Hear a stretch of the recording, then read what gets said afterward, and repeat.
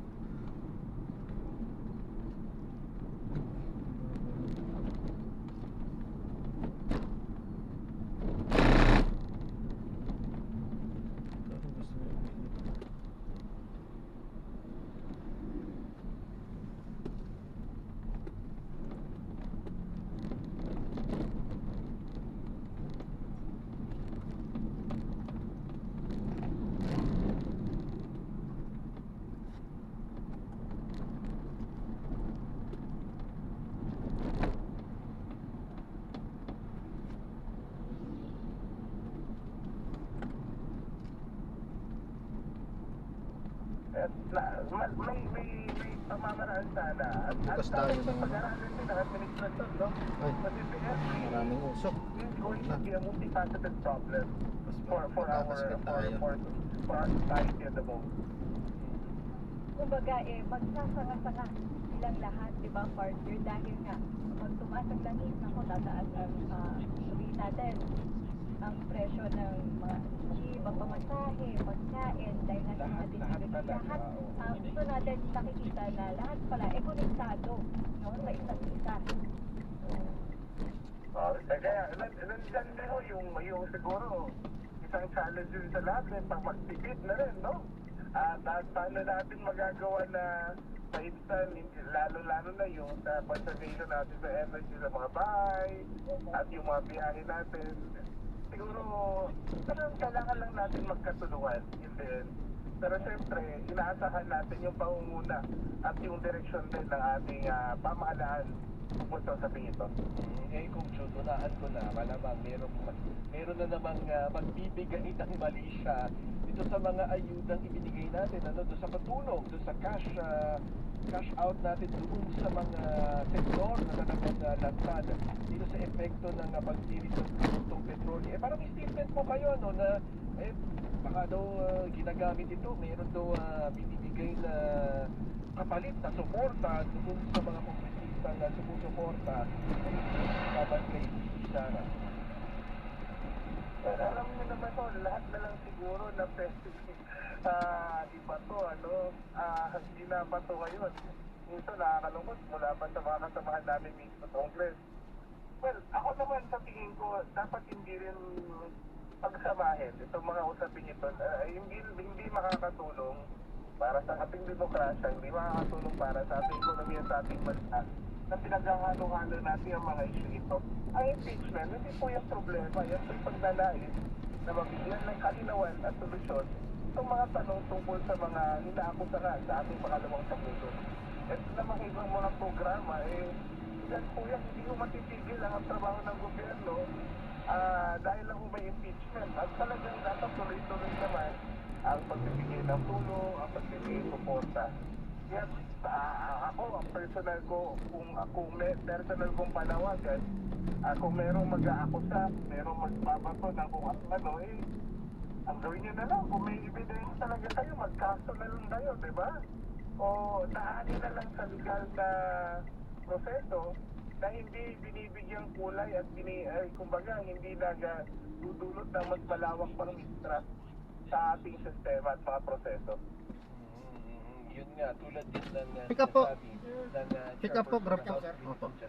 Ito'y Thank you po. hiwalay na aksyon at pwedeng pagsabay-sabayin yung paghahanap ng solusyon doon sa problema ng pagsilit ng presyo ng produktong petrolyo at yung pagpapanagot sa mga lider ng bansa. Tama ho kayo. Actually, ito kung alam naman ho natin, itong problema ng impeachment, hindi naman ho ito kahapon lang nangyari. Sa taon ho tayo nagkaroon ng mga hearings, nandun po tayo, narinig po natin lahat. At ang nangyayari, naghahanap pa rin ho tayo ng kaliwan. Well, hindi naman sinuportahan ng gobyerno. Parang yun nata yung ino-order ngayon ng bansa, BBM. Dapat yun ang i-push Biofuel, nila. Dapat noon pa. Para hindi tayo aasa sa ibang bansa.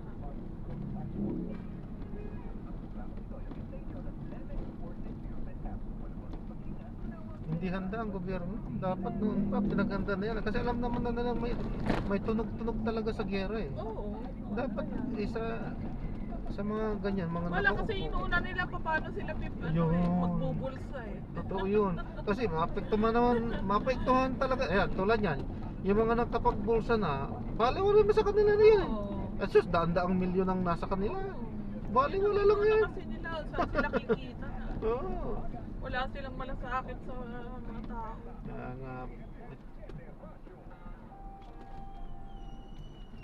Tingnan mo nga sa ibang bansa, ang galing ng patakbo nila sa Qatar na nasa ano pa lang yung bobomba sa kanila, na intercept na nila. Kaya hindi umaabot sa ground eh. Diba? Ang galing. kaya, Tapos alarm nila sa cellphone lang, na alarm lang yung mga tao na huwag kayong lalabas, na avoid nyo yung mga bintana. handang-handa talaga, pinaghandaan Oo. talaga nila yung ganyang sitwasyon sa kanilang mga bansa eh, no? Nasa ere pa lang yung missiles eh, na-intercept na nila. Napapasabog na nila sa ere. Ang galing nga eh. Wala dito sa atin pag nangialaman China, wala, asti tayo. Wala. Alam naman ng China yan, kaya hindi niya talaga pauulanan ng balang Pilipinas dahil walang palaban talaga ang Pinas. Kaya, Patay talaga ang lahat ng matatamaan niya. Kaya papakupin talaga tayo ng China, saglit lang eh. Kaya nga, Wala nga tayong magawa doon sa mga island na kinuha nila eh. Lalo pa yan kung mangingialaman China, di wala na, damay na rin ang Pilipinas. Saan tayo ano yan? pupulutin? China, kaalyado ng Iran yan. Kaya nga. Russia, China, North Korea.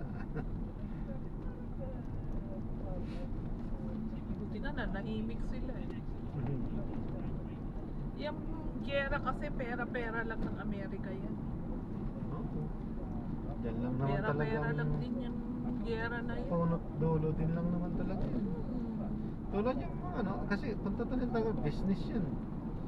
Kasi yung mga ibang gera na sinusupplyan din nila ng ng armas. Kaya mo ng armas. O di kita sa kanila.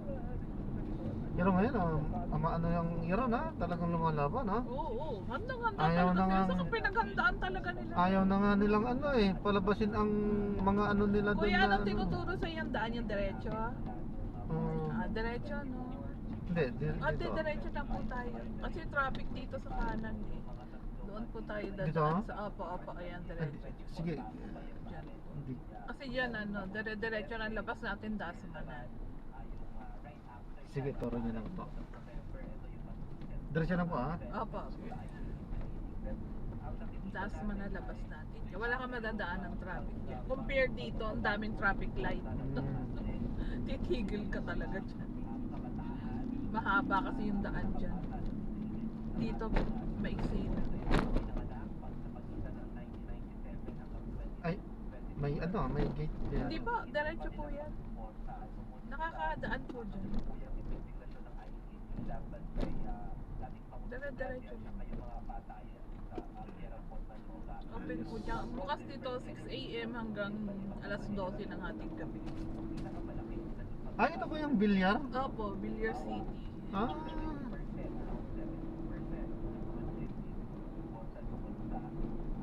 Napakadali nitong daan na to. Labas mo, Dasmana. Private to, di ba? Private property to. Opo, kay Villar. Grabe yaman.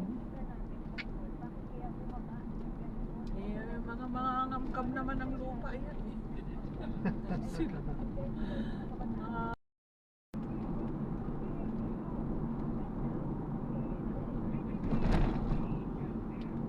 Ito, hindi na bilyar to, ano? Hindi na po.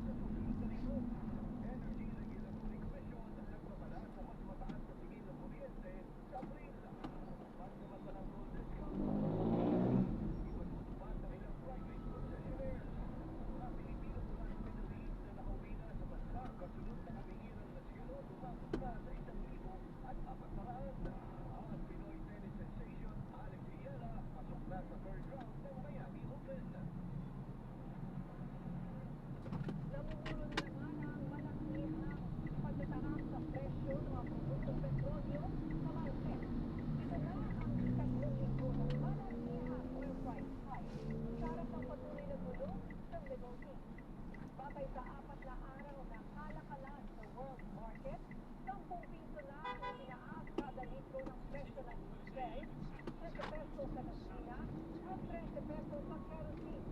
Hindi pa kasama nito ang trading ngayong araw at risk premium na ipinapatong ng mga oil company. Nauna nang tiniyak ng Department of Energy na sapat ang supply ng petrolyo sa bansa hanggang sa katapusan ng Abril. Dahil sa hindi mapigilan ang pagsipa ng presyo ng langis, may ilang transport companies ang may planong bumreno muna sa pagbabiyahe. Panig ang pananawagi ang pagkahanap ng supply ng diesel para sa kanilang mga modern jeepneys. Kapag natuloy ang tingin pasada nila, walang domino effect dahil pati ang mga commuter sa kanilang lugar apektado rin at tayo mula sa San Jose del Monte, Bulacan. Naroon si J.M. Pineda. J.M., ano ba yung problema? Unang supply o yung mahal na presyo ng diesel? Actually, Jack, meron naman talaga supply ng diesel na mapupuanan itong mga transport companies, especially sa Bulacan. Pero kasi ang problema nila ay yung mahal na presyo nito. Nangyayari pa nga daw sa ikot sila sa iba't ibang parte dito sa Bulacan. Ang nangyayari ang presyo umaabot sa 115, 120 pesos kada litro. Kaya ang nangyayari, hindi na nila tinutuloy yung pagbili. Swerte nga lang daw kahapon isang transport cooperative dito sa San Jose del Monte na nakabili siya ng halos 106 pesos. Pero mahal pa rin daw yun. Kaya nagbabalak na nga silang igarahe muna yung kanilang mga modern jeepney. Sa mabilis na pagpilig ng presyo ng produktong petrolyo sa ating bansa, lumay pa inaagahan ng transport sector. Higit kumulang 2 linggo na ang nakalipas kung saan naglalaro lang sa higit 50 pesos ang mga gasolina.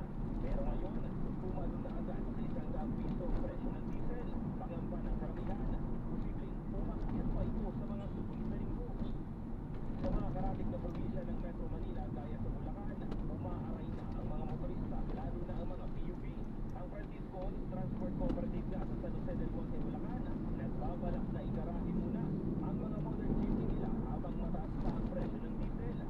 Kahit ang mismong supply kasi nila para sa mga Konti na daw nagbabiya sa Maynila. may mabibilan naman tayo sila ng diesel sa mga supplier.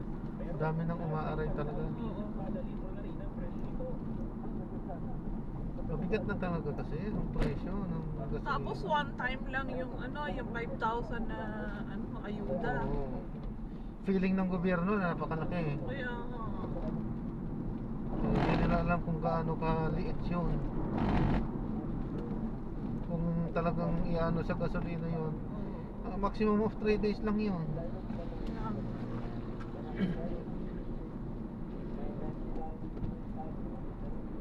Tapos binawi pa yata yung yung Dagdag taas pamasahe. na pamasahe. Oo eh. Binawi. Kakainis nga po eh. Doon ka sana kami umaasa ng baragdagan man lang sana yung kita namin.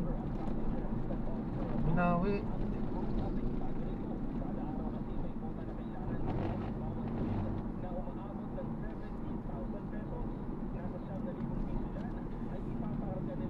Tinitignan naman siguro talaga yung pangkalahatang kasi kapag ka nagtaas na talaga din yung pamasahe, sigurado sunuran na lahat yan.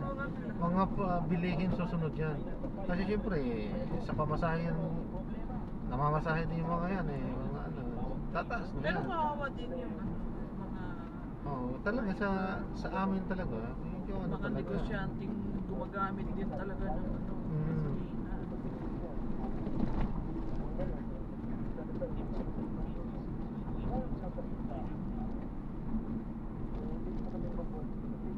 Dito na po Doon pa sa kabila.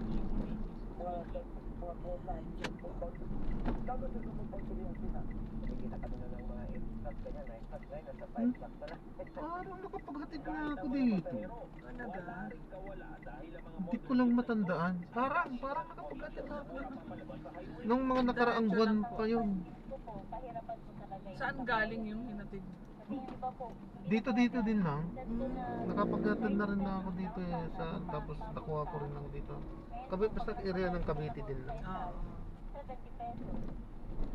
Ang ibang gas station naman sa SJDM, hanggang alas 10 na lang ngayon ang operasyon na dati ay umaabot ng magdamagan para makontrol Gobyerno nga, 4 na araw na lang, no? Oho. Pero ano yung extended yung oras nila. Pero okay na yun. Wala man din silang ginagawa. Oo nga. Wala naman talaga eh. Hindi Pinakamagandang naman sila apektado na ano. pinakamaganda Wala din silang ginagawa. pasukan talaga ngayon, gobyerno eh. Katulad sa private na talaga, pambak yung gawain. Oho. Ako nga, dapat hindi ako papasok eh. Holiday, pahinga sana. Pero sabi ko, double pay nga ako. Kaya Double lang, pay. inano ko na bukas. Sabi ko, bukas wala ako kasi double pay nga. Pahinga ako bukas. Bumawi din. Umawi ako. Itong gasolinahan na Mahirap nasa kasi aking pag likuran, halos ang trabaho, tumatambak. naapektuhan rin nung unang linggo Sa opisina ng po kasi pagtaas ako ng eh. presyo ng produktong petrolyo. Kasi ang nangyari dito, nung unang araw at palang pangalawang araw ng pagtaas ng presyo, ang nangyari ay ubos. Pero hindi pa ako babalik sa Monday. Tuesday na ako babalik. Samantamantalahin ko na. Negosyo. Kaya yung mga ano nila, yung mga aplikante nila o yung mga customer nila ay walang mapuntahan. Itong gasolinahan na kasi ito ay nasa sentro ng San Jose del Monte at dito kadalasan nagpapagas yung ilang mga motorista dito sa lugar na ito. Yes, James, nakikita ko nga doon sa likod mo, no, sa price board dyan. Halatang hindi nila in-expect na tataas ng ganyan kalaki yung presyo. Kasi pag nakita mo nga, pinagsiksik nila yung mga digits nila. Hindi na kasi sa price board, sa sobrang taas. Ano yun mo, 106 pesos, tama ba? Yun na yung swerte na sila. So 106 pesos kada litro na diesel dyan sa lugar na yan. Laki ng taas ng diesel, no? Oho. Kawawa talaga ang ano. 100 plus na. 100 plus na po. Mamumulo talaga yun. 80 plus ang gasolina. Oh. Yes, Jack, tama ka dyan. Mura na nga yung 106 pesos. Kaya nga, ginawa nga rin nung Francisco Transport Cooperative ay binili na agad nila yun para kahit papano may supply sila ng 3 araw. Ang problema na nga lang, hanggang linggo na lang yun dahil kahapon sila bumili. Friday, Saturday hanggang linggo ay possible na maubos daw yun dahil sa tuwing gumagarahe nga yung mga units ng modern jeepney nila ay doon din nagpapagas doon sa gasolinahan nila. Kaya possible kada gabi mauubos yun at linggo nga ay posibleng maubos na yung supply nila. Ang ginagawa ng Sherman, possible daw bukas ay umikot Mga sila siga, mga para aso maghanap dito sa ulit main ng road. pagmura Tumatabi. na gasolina o diesel. Pero ang problema nga Siga yung mga yan. sa Tuesday, Kahit na anong nang report mo sa barangay, hindi inaasikaso yan. Oo, bawal yun mga hindi nakatali. Wala, walang kwento barangay dito sa amin. Pera-pera lang din. Kahit yung mga ayuda, sa mga kilala lang napupunta. So, na-drop na natin sila. Maraming salamat po sa panonood. Hanggang sa muli, ingat. God bless. Paalam po muna pansamantala.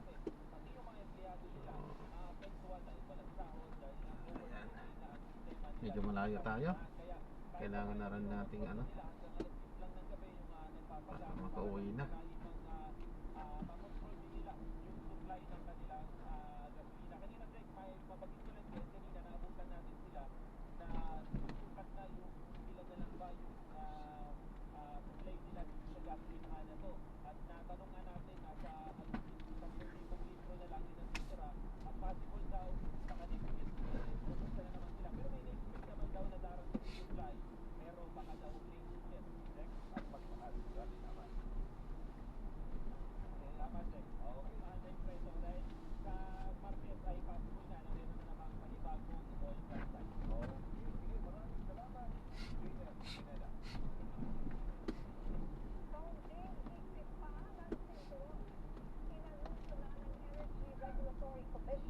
Na dapat asahan ng publiko ang mas mataas na tingil sa kuryente sa Abril.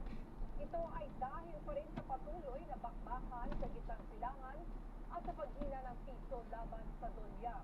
Paliwanag ni ERC Chairperson Francis Saturnino Juan, tumataas ang shipping cost sa oil, coal at natural gas na siyang ginagamit sa power plant. Base umano sa computation ng Independent Electricity Market Operator of the Philippines, posibleng maglaro ng 2 hanggang 4 na pisong dagdag tigil sa per kilowatt hour ang mararamdaman sa Abril o mismong panahon ng tag-init.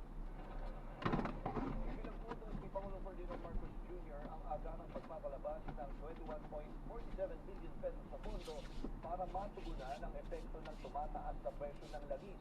Ayon sa Pangulo, target ng pondong ito ang ipagpatuloy ang mga proyektong infrastruktura, mapanatili ang mga trabaho at matulungan ang mga Pilipinong nahihirapan dahil sa pagtaas ng gasto sa transportasyon at pang-araw-araw na pamumuhay. 2.49 billion pesos ang ilalaan para sa fuel subsidy ng mga driver at operator ng pampublikong sasakyan, habang 18.65 billion pesos Alam po. naman ang